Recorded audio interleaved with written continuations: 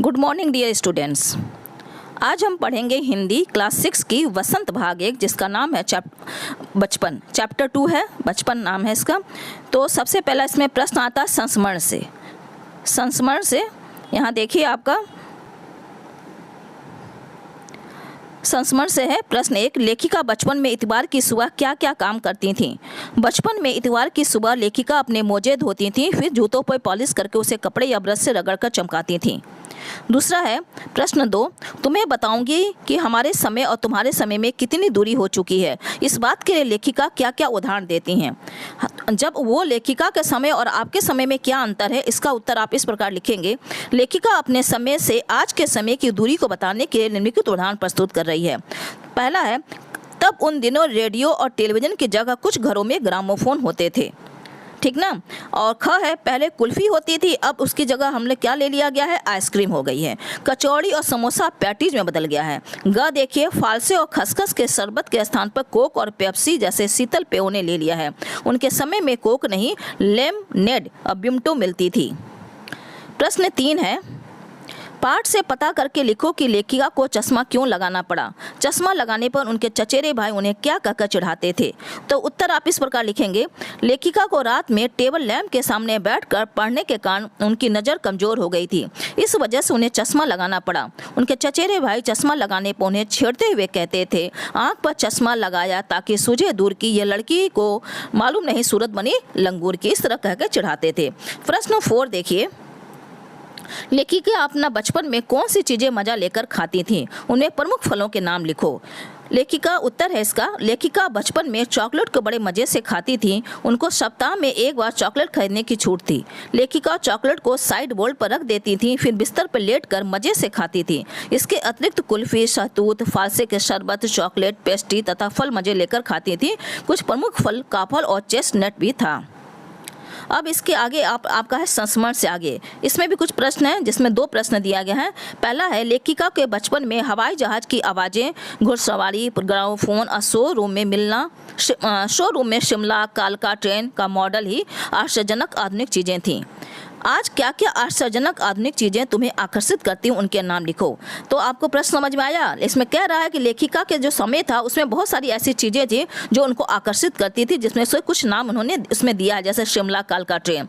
लेकिन आपके समय में क्या चीज़ आपको आकर्षित करती है? तो इसका उत्तर आप इस प्रकार लिखेंगे। आज की आश्चर्यजनक आधुनिक चीज़ें हैं computer, television, internet, mobile, robot, metro train, motor car, bike आदि।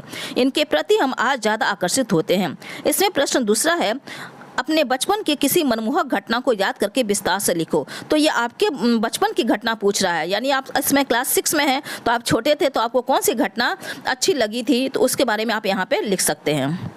फिर है आपके आ जाती है अनुमान और कल्पना। इसमें भी 2 प्रश्न दिया हुआ है।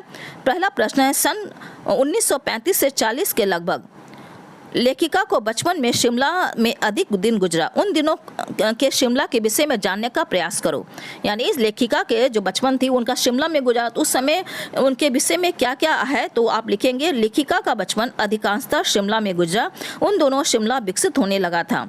वहाँ रेस्टोरेंट, मॉल, अच्छी दुकानें आदि खुल गई थी। छोटी छोटी पहाड़ियों से घिरा शहर, चढ़ाई चढ़कर गिरजा मैदान तक पहुँचना, उतरकर मॉल तक जाना, ये सब घटनाएं सुखद थीं। संध्या के समय, यानी शाम के समय धुंधलके में घर आते, यानी शाम जब संध्या माने शाम, जब शाम हो गई तो उस समय जो पहाड़ जो नीचे की ओर जो दिखाई देते हैं, रिज पर चढ़ती हुई रौनक, मॉल की दुकानों में की चमक, स्कैंडल पॉइंट, ये सब शिमला की खूबसूरती की झलक दिखाते हैं। इसमें दूसरा प्रश्न है, लेखिका ने संस्मरण में सरोवर के माध्यम से अपनी बात बताने की कोशिश की है, लेकिन सरोवर का कोई परिचय नहीं दिया है। अनुमान लगाइए कि सरोवर कौन हो सकता है। आप जब पाठ पढ़े होंगे तो उसमें सरोवर नाम का एक, जैसे लगता है कि लेखिका किसी सरोवर से बात करती है, तो सरोवर कौन है? तो इस उत्तर लिखिएगा इस प्रकार कि इस संस्मरण में लेखिका ने 2 बार सरोवर का नाम लिया है। सरोवर का नाम लेखिका ने संकेत के रूप में लिया है। इसके अलावा उस व्यक्ति के लिए अन्य संबोधन का प्रयोग नहीं हुआ। अतः संभव है कि सरोवर कोई पत्रकार या उनके मित्र लेखक रहा होगा, जिन्हें वो अपनी जीवनी सुना रही हैं। ठीक है। इसके बाद से आपकी आ जाती है भाषा की बात। इसमें कुछ आपका व्याकरण पोर्शन आएगा। तो इसमें जो है आपको जो प्रश्न है, मैं इसमें दूसरा प्रश्न इसमें है, ये दूसरा प्रश्न आपको ये दूसरा नंबर जो है इसमें पहले हम पढ़ा रहे हैं। तो दूसरा देखिए, संख्यावाचक विशेषण। यहाँ पे जो है कुछ आपका जो प्रश्न है उसमें आपको छांटना है कि कौन सा विशेषण है। तो कुछ उसमें लाइन दिए हुए हैं, जैसे अब तुम नीचे लिखे वाक्यों को पढ़ो और उनके सामने विशेषण के भेदों को लिखो। जैसे क प्रश्न है, मुझे 2 दर्जन केले चाहिए। तो 2 दर्जन, तो जहाँ अमाउंट आपको पता है 2 दर्जन, क्या कितने दर्जन? 2 दर्जन। तो यहाँ पे क्या है, वो निश्चित संख्यावाचक विशेषण है। कैसा विशेषण है? जिसकी संख्या पता है। तो ऐसे जब पता हो तो वो संख्यावाचक होता है। फिर 2 किलो अनाज, यहाँ भी पता है तो ये भी निश्चित हो गया।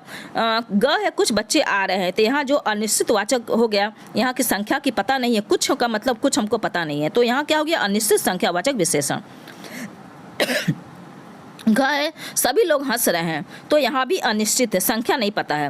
अंगा है, तुम्हारा नाम बहुत सुंदर है, तो तुम्हारा क्या है, मैं, हम, ये सब क्या होता है, तुम्हारा, तो ये तुम्हारा सर्वनामिक विशेषण हो गया।